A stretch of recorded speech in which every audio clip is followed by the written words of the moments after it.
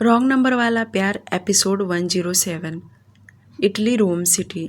आज से ही यह सनसनी न्यूज़ बन गया कि अथर्व अडानी को 1 महीने पहले गोली लगा हुआ था, जिसकी वजह से आज उनका मौत हो गया।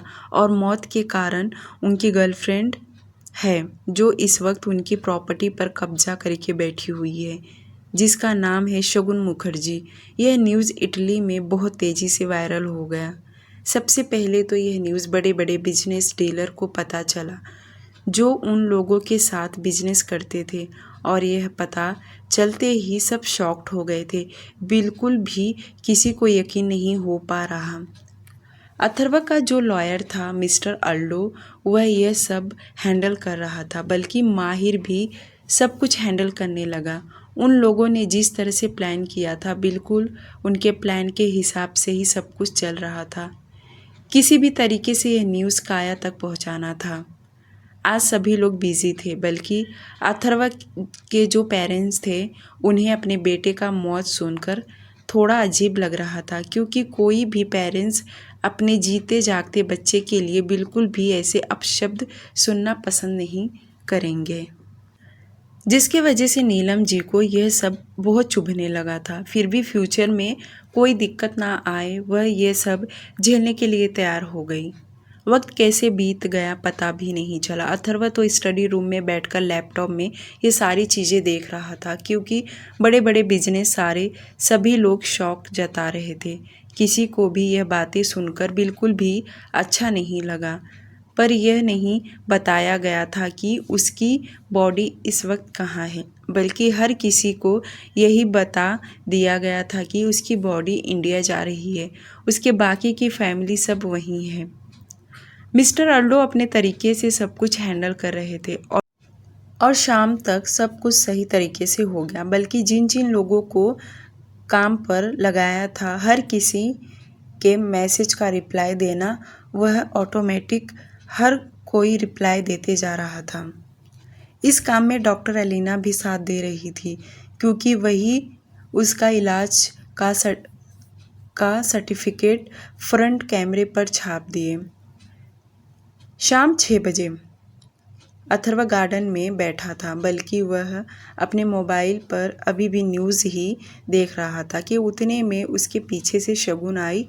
वह भी आज बहुत दुखी थी, क्योंकि उसे थोड़ी ना अच्छा लगेगा कि उसके पति जिंदा है और लोगों को उसकी मौत की खबर मिल रहा है।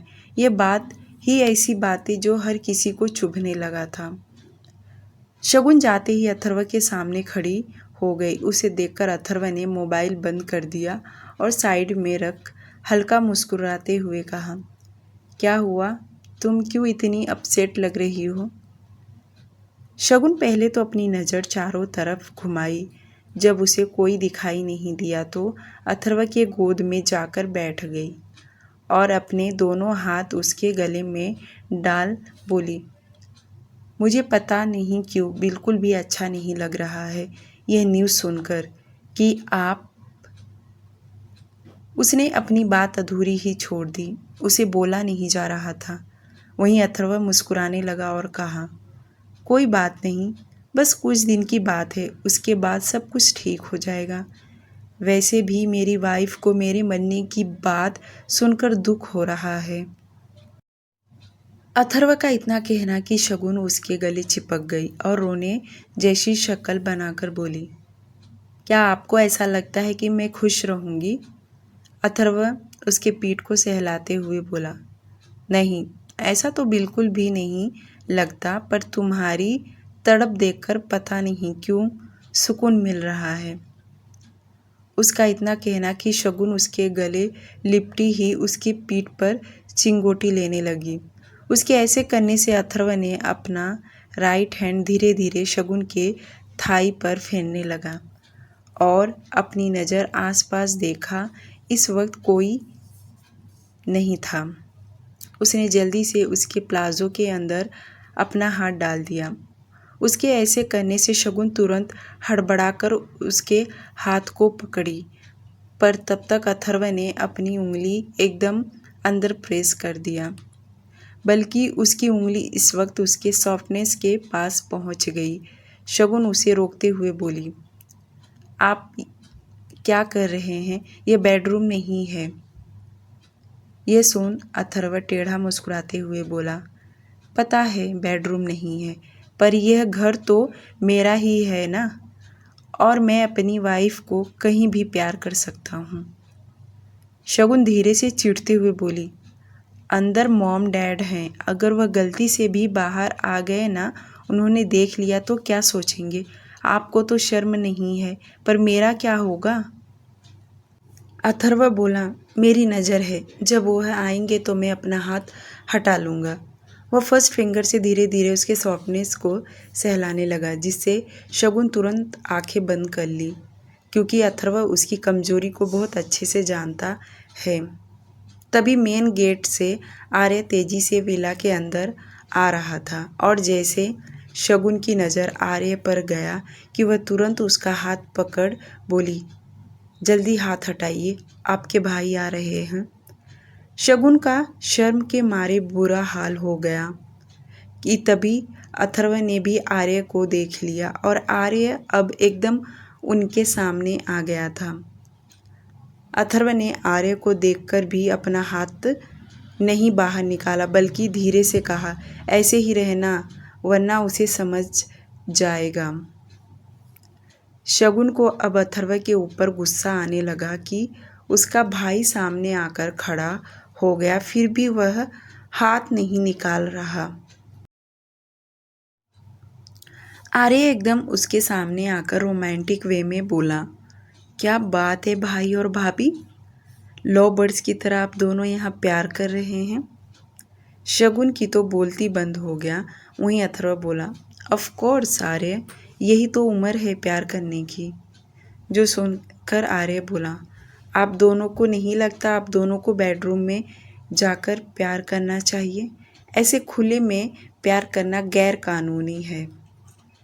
आर्य मजाक कर रहा था और हंसने लगा, और वह जैसे सामने वाले चेयर पर बैठने वाला था कि अथर्व उसे एक काम सौंपते हुए कहा, आर्य तुम फ़ौरन स्टडी रूम में जाओ और मेरा लैपटॉप लेकर आ जाओ, थोड़ा अर्जेंट काम है मुझे।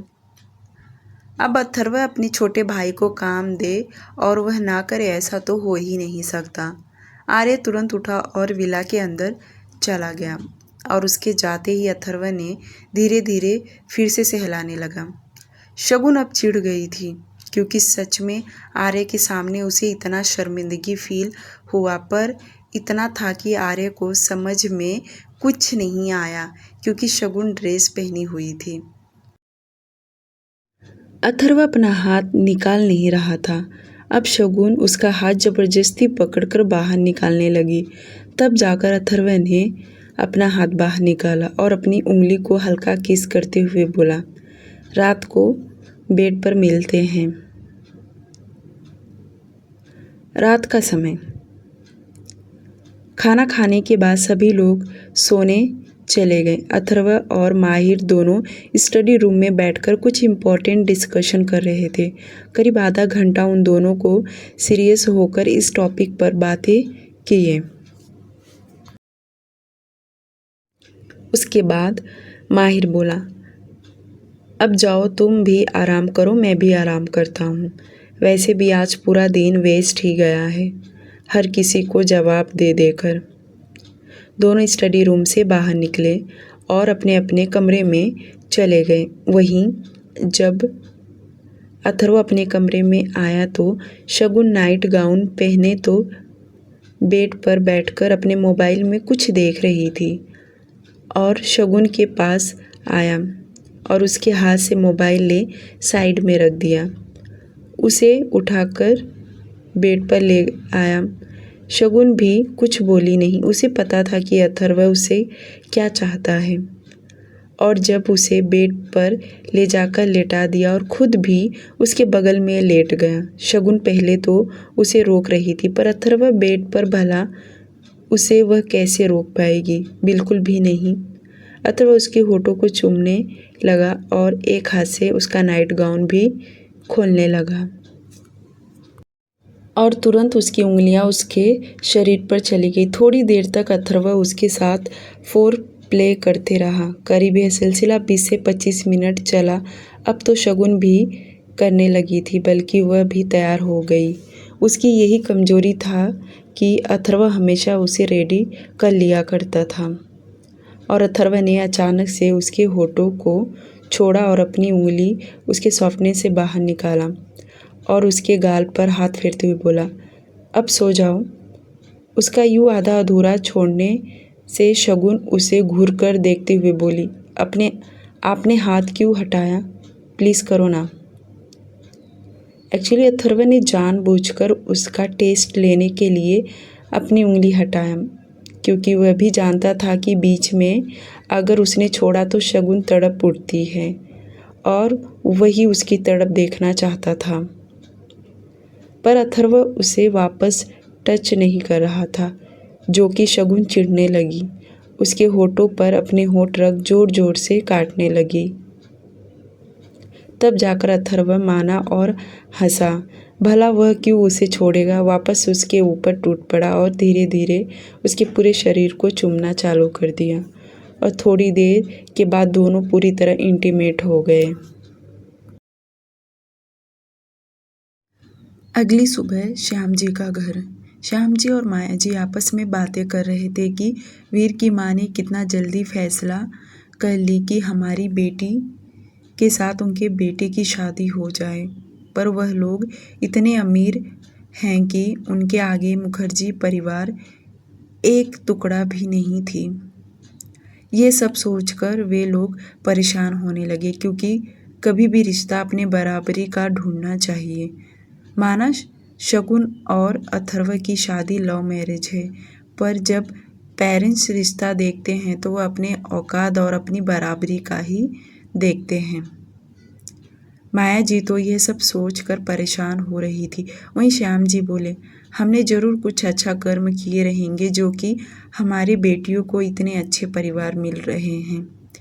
क्योंकि उन्होंने अथर्व को भी देखा था, उनकी बेटी तो बहुत खुश और हैप्पी रहती है, और अब राशि के लिए भी एकदम अच्छा परिवार मिल रहा है।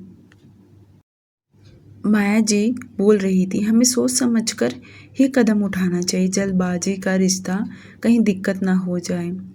श्याम जी बोले, ये तुम सही कह रही हो, हमें एक बार राशि से बात कर लेना चाहिए। अगर वह हाँ कहती है तो हम लोगों को कोई एतराज़ नहीं, क्योंकि वह तो वहाँ काम करती, उसे तो अपने बॉस के बारे में सब कुछ पता ही होगा कि वह किस तरह के हैं। यह सुनकर माया जी बोली, हाँ आप सही कह रहे हैं।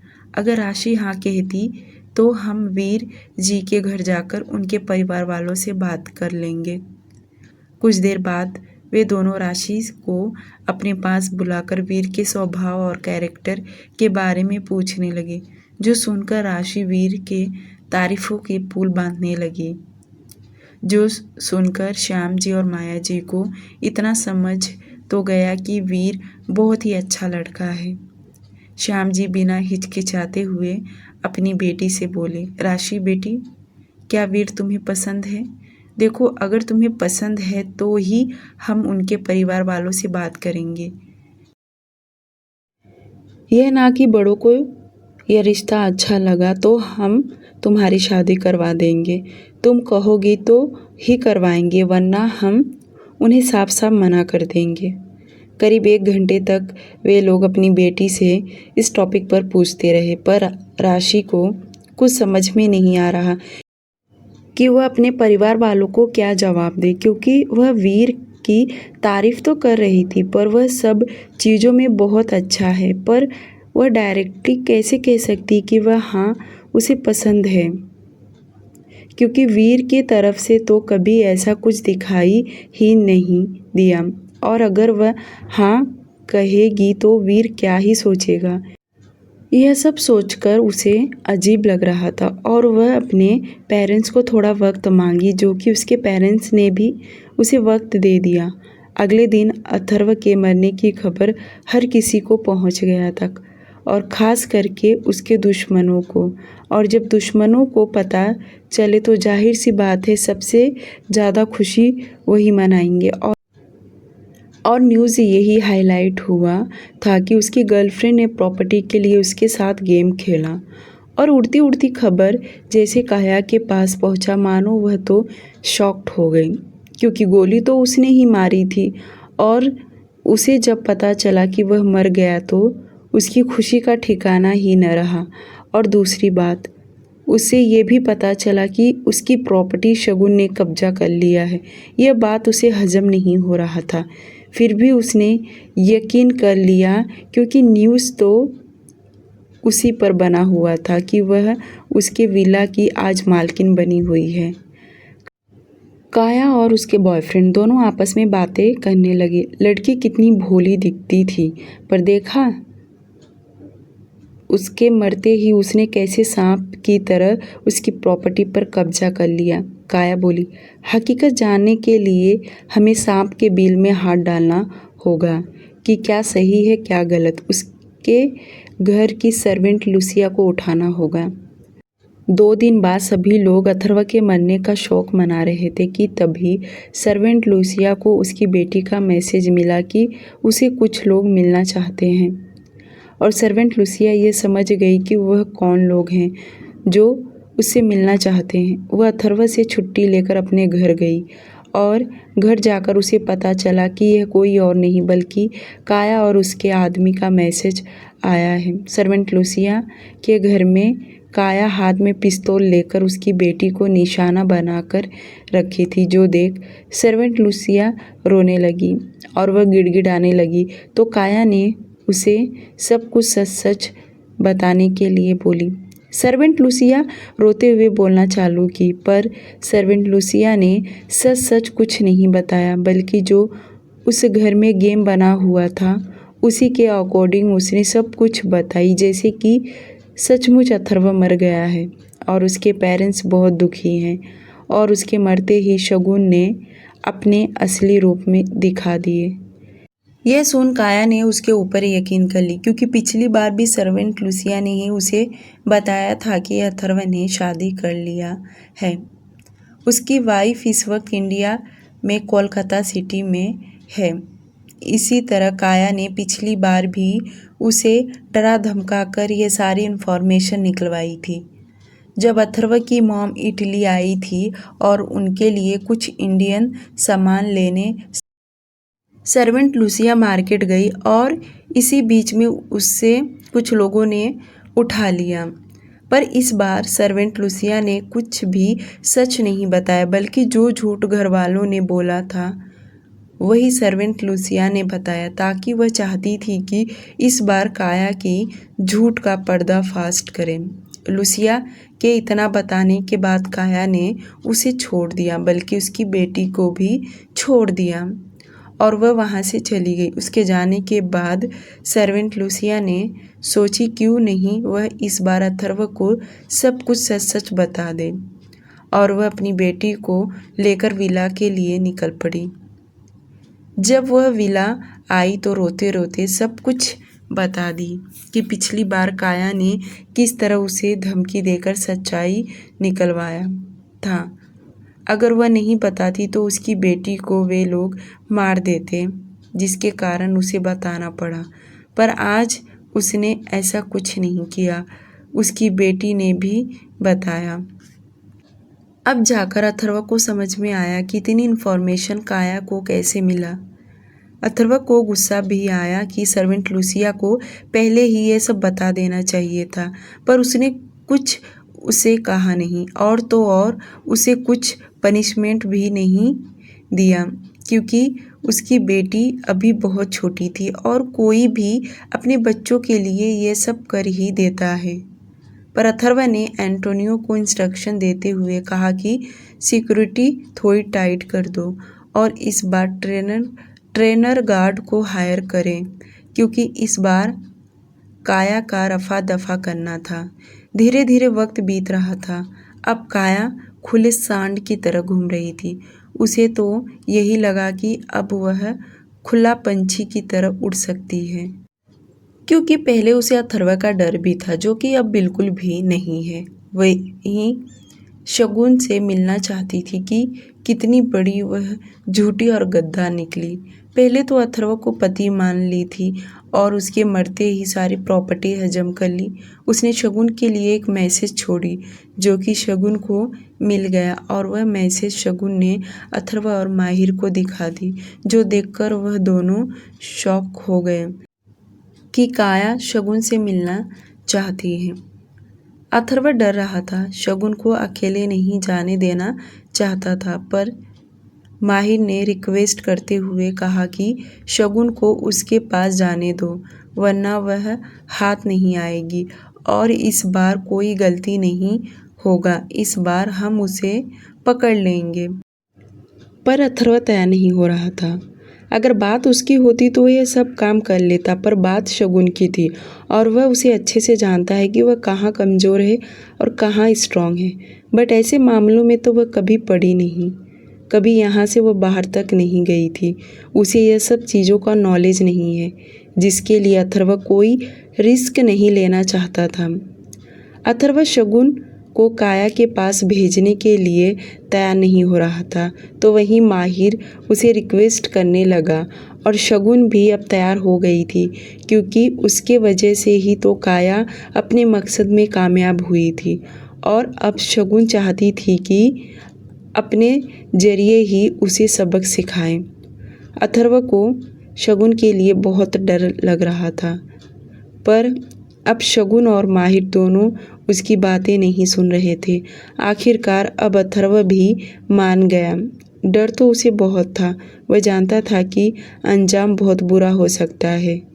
शगुन ने भी काया को मैसेज का रिप्लाई दे दी कि वह उससे मिलेगी और उन्होंने एक दिन का डेट भी फिक्स कर लिया। काया ने एक ऐसे प्लेस एड्रेस मैसेज की जहां पर उसे जाना था। काया ने उसे एड्रेस तो भेज दी थी, तो वहीं एड्रेस शगुन तुरंत माहिर और अथर्व को दिखा दी। माहिर ने इन सब के लिए बंदोबस्त कर रहा था और शगुन को बहुत ही सारी ट्रेनिंग भी देने लगा कि वह किस तरह से बात करे, कैसे हैंडल करे, बातें करते वक्त कैसे ध्यान दे कि उसके आसपास कौन किस तरीके से देख रहा है। ये सब चीज़ माहिर शगुन को अच्छे से सिखाने लगा, बल्कि अथर्व भी उसको अच्छे से ट्रेनिंग दे रहा था। 2-3 दिन वह लोग उसे इसी टॉपिक पर सिखा रहे थे। फाइनली जिस दिन शगुन को काया से मिलने जाना था, उस दिन माहिर ने शगुन को वही फिंगरप्रिंट वाली गन लाकर दिया और कहा कि यह उसके काम आ सकता है। अगर किसी ने चालाकी दिखाई तो वह तुरंत उसे शूट आउट करे। यह गन माहिर अथर्व के सामने ही दे रहा था और अथर्व कुछ बोला नहीं, क्योंकि माहिर जो कह रहा था ये सही था। अब वक्त आ गया है कि शगुन गन उठाए, क्योंकि अगर वह कमज़ोर पड़ी तो उसे भी नुकसान यह लोग पहुंचा सकते हैं। जो एड्रेस काया ने उसे बताई थी, ना वह होटल था और ना ही यह कोई घर था, बल्कि यह कोई सुनसान जगह थी जहां पर उसने उसे बुलाई थी और शगुन उसके दिए हुए एड्रेस पर जाने के लिए तैयार हो गई। फाइनली वह दिन आ गया और वह तैयार हो गई थी। अथर्व का दिल धक धक कर रहा था, पर उसे इस मिशन पर भेजना ही था। कुछ देर बाद शगुन फाइनली तैयार हो गई थी और जब वह तैयार होकर खड़ी थी तब अथर्व बड़े परेशान होकर उसे देख रहा था।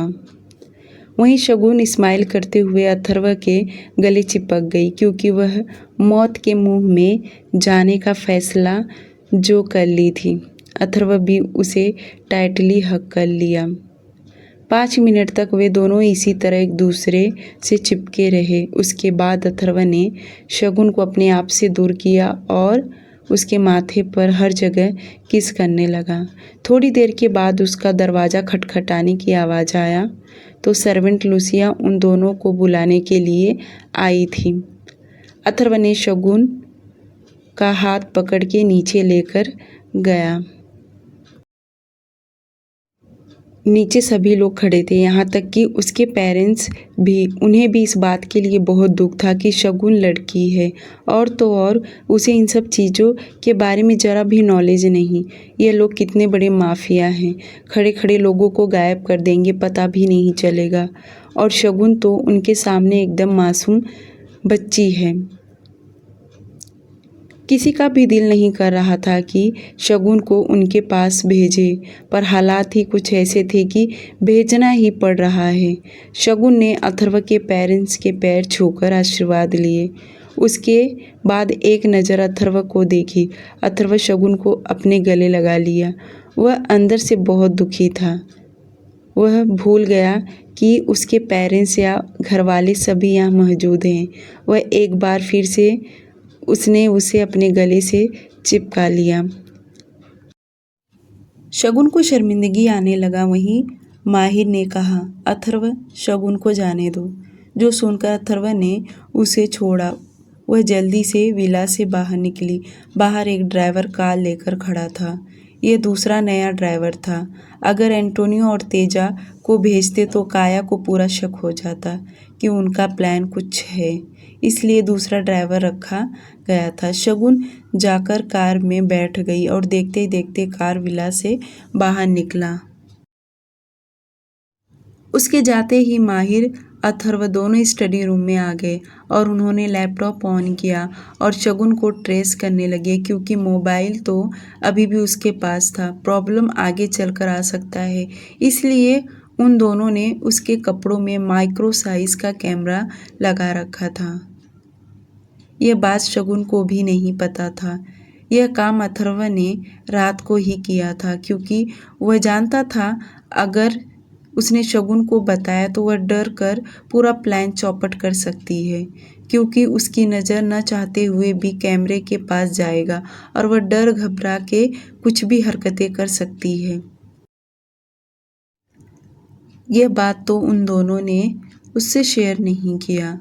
अब इसके बाद माहिर को निकलना था। माहिर एंटोनियो को लेकर निकला। माहिर ने एक नहीं बल्कि 2-3 गन अपने साथ रखा था। उसे देख ऐसा लग रहा था कि आज वह काया का काम ही तमाम कर देगा। जितने भी गार्ड्स हायर किए गए थे वह सब उनके साथ नहीं हैं, बल्कि जैसे उन्हें समझाया गया था वह सब वैसे अपने मिशन पर लगे हुए थे। माहिर कार में बैठे शगुन को ट्रेस कर रहा था और उसके पीछे निकल पड़ा। वह दूसरे रूट से जा रहा था ताकि शगुन पर किसी को शक न होए। कुछ घंटे बाद आखिरकार शगुन काया के बताए हुए एड्रेस पर पहुंच गई। कार रुका और वह एटीट्यूड में कार में से बाहर निकली। वैसे वह नॉर्मल तरीके से ही चल रही थी, पर चलते हुए अंदर गई। आज शगुन ने इटालियन स्कर्ट पहनी थी। बालों को उसने खुला रखा था और गले में मफलर डाली थी और ब्लैक कलर का आंखों पर शेड्स लगाए थे। कुल मिलाकर वह मॉडल लग रही थी, पर उसकी जो हरकतें थी वह उसे बिल्कुल भी सूट नहीं कर रहा था, क्योंकि उसे दिखावा तो करने आता नहीं। जो है वह जो थी रियल थी। जब शगुन अंदर गई तो बहुत से गार्ड्स खड़े थे। उन्हें देखकर शगुन अंदर ही अंदर डर रही थी, क्योंकि ऐसे माहौल में कभी आई नहीं थी और न जाने क्यों आज उसे अंदर ही अंदर बहुत निगेटिव वाइब्स आने लगा। पर उसे एक्टिंग तो करना था और वह अपने आप को पूरी तरह तैयार करके आई थी और उसे आज किसी भी तरह से अथर्व का उससे बदला लेना था, तो उसे यह लड़ाई तो लड़ना ही पड़ेगा।